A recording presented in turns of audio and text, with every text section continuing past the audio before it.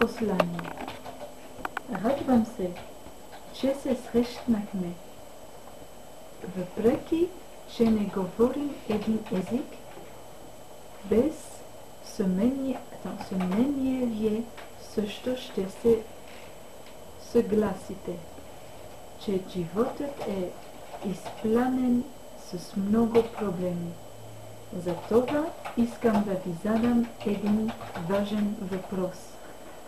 Антон. Бихте ли желали да живеете в свят без омраза, трудности, болести и дори без смърт? Weet u dat alles leest? Ja. Ja, het ligt eraan. Ja, voilà.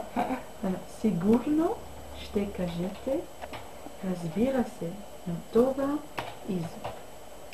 изобщо възможно ли е?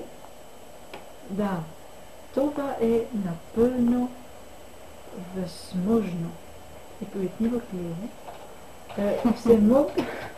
Всемогъщният Бог Йехова обещава, ще скоро ще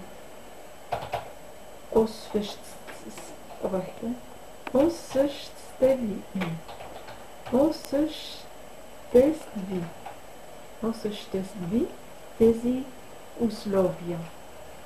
В Библията се казва какво ще направи Бог за човечеството. Той ще обърше всяка сълза от очите им и смърт не ще има вече. Нито ще има вече жалеене, ни плач, ни болка.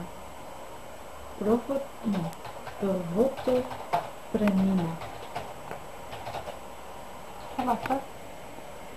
Възможно не е.